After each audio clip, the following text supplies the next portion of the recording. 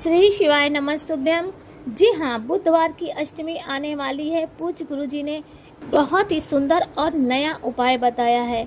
अब थोड़े से दिन बचे हैं, आपको कोशिश करनी है कि इन उपायों को प्रेम पूर्वक आप कर सके। वीडियो में वह उपाय आप सभी को भली बात से पूर्ण रूप से नियम से कैसे करना चाहिए बताने समझाने का प्रयत्न करेंगे। ध्यान से सुनिएगा। इस उपाय को करने से आपके पितृ प्रसन्न हो जाएंगे, तृप्त होंगे और उनकी कृपा और महादेव जी की कृपा से, माता अशोक सुंदरी, माता गौरी जी की कृपा से विवाहिक अड़चन दूर होंगे, संतान संबंधी परेशानी दूर होगी, नौकरी लगेगी, उन्नति और ट्रांसफर इत्यादि की परेशानियां भी दूर होंगी।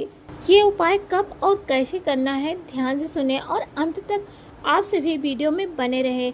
इससे पहले आप सभी से छोटी सी प्रार्थना है, आपने अभी तक मेरे चैनल को सब्सक्राइब नहीं किया है तो प्लीज़ दोस्तों चैनल को सब्सक्राइब करें, वीडियो को लाइक करें, कमेंट में श्री शिवाय नमस्तुभ्यम लिखना ना भूलें। पूज्य गुरु जी बहुत सुंदर कथा में एक बात बताई जो प्रत्येक व्यक्ति को ध्यान देना चाहिए। आप सभी ने भी कथा अगर सुन रहे हैं तो इसका पुण्य प्रताप पूज्य गुरु जी ने कहा आपके पितरों को प्राप्त होगा।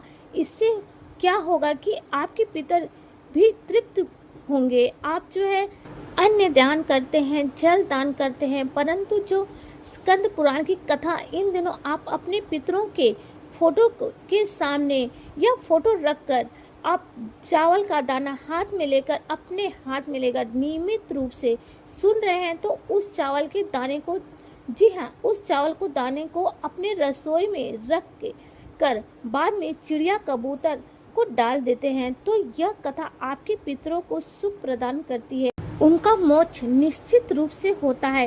तो बहुत सुंदर यह बात गुरुजी ने कही है। अगर आप भी इन दिनों कथा सुन रहे हैं, यह कथा का अंश अपने पितरों को समर्पित करें। एक दाना चावल अपने हाथ में लेकर और एक कटोरी में मटके के पास इसे इकट्ठा करके रख दें और बाद में चिड़िया कबूतर को इसे दे दीजिएगा। शास्त्रों में भी कहा जाता है और आप सभी ने भी यह बात बहुत बार सुनी कि अन्न दान, जल दान और ब्राह्मण पूजन दान, यह जो देवताओं या पितरों की पूजा तो आप करते हैं, परंतु साथ ही साथ इन दिनों शास्त्र कहता है कि मंत्र जाप करते हुए कोई सुंदर कथा सुनते, भजन सुनते हैं या कोई श्रेष्ठ कार्य करते हैं और उसका अंश अगर पितरों को समर्पित कर देते हैं तो पितृ तृप्त हो जाते हैं। कोई भी कार्य जो है इन दिनों सुख प्रदान करने के लिए होते हैं।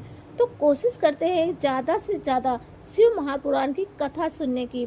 श्री शिवाय नमस्तुभ्यम मंत्र का जाप भी करते रहें। सबसे महादान है, अगर मंत्र का दान कर देते हैं तो यह अन्न जल दान से भी बड़ा दान माना जाता है। अब बात कर लेते हैं दूसरे उपाय की। पूज्य गुरुजी ने आज कहा कि अगर आप सभी विशेष तौर पर 2 चावल के दाने अक्षत स्वरूप में खंडित ना हो, इस बात का ध्यान रखिएगा। ध्यान से सुनिएगा। उपाय को आपको करना क्या है, अपना नाम गोत्र बोलना है, गौरी शंकर का ध्यान करना है, माता अशोक सुंदरी का ध्यान करना है और अपने पितृ देवताओं का ध्यान कर लेना है। जो है उपाय करना है, एक पूजा की थाली ले लीजिए, इसमें जल का लोटा ले लीजिए, गोल बत्ती का घी का दीपक अपने पास रख लीजिएगा और साथ ही मटके में से आप एक लोटा शुद्ध जल ले लीजिएगा। महादेव जी के मंदिर में चले जाना है। इस उपाय की खासियत यह है कि घर का कोई भी सदस्य, छोटा या बड़ा, बूढ़े बड़े सभी कर सकते हैं। पितरों का स्मरण करते हुए कार्य कीजिएगा। आपको जाना है महादेव जी के मंदिर में। किसी भी दिन करें यह उपाय पूर्व या उत्तर दिशा की ओर मुख करके बैठ सकते हैं। पूज्य गुरु जी कहते हैं कि सबसे पहले आप अपना नाम गोत्र बोलना है।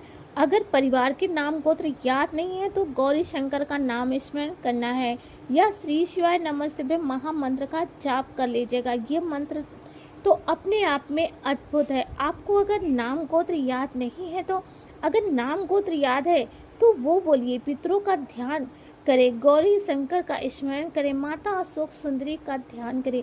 सबसे पहले शिवलिंग पर हमें जल चढ़ाना है और दीप प्रज्वलित किया जाता है।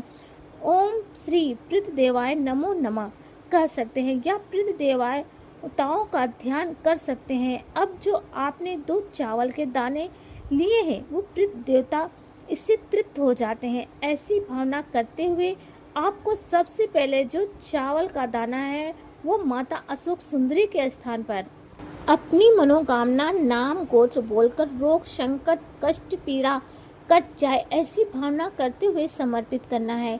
दूसरा चावल का दाना माता अशोक सुंदरी के स्थान पर समर्पित करने के बाद शिवलिंग पर समर्पित कर देना है। पहले माता अशोक सुंदरी पर जल चढ़ाना है, इस बात का भी ध्यान रखें।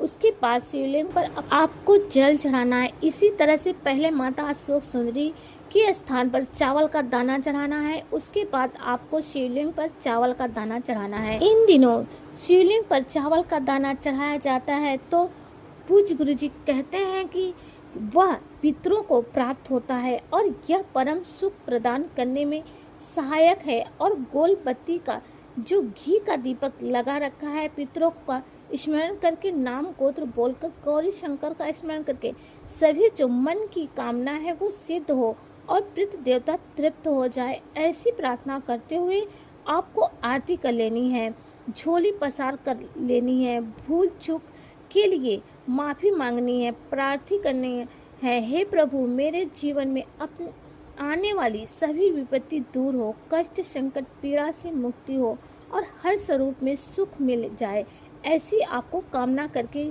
घर की तरफ आ जाना है। यह नियम आप रोज कर सकते हैं, कोई पैसा समय नहीं लगता है। जब नारी के जीवन में बहुत दुख आते हैं तो पूज्य गुरुजी ने कहा है हमेशा ही कि चावल बहुत तेज माना जाता है, तो क्यों ना हम इस सरल से उपाय को करें, लाभ निश्चित रूप से होगा। किसी कारण से शिव मंदिर नहीं जा पा रहे हैं तो घर पर ही आप इस उपाय को कर सकते हैं, कोई दोष नहीं है, कोई दिक्कत नहीं है, करके देखिएगा, लाभ अवश्य मिलेगा।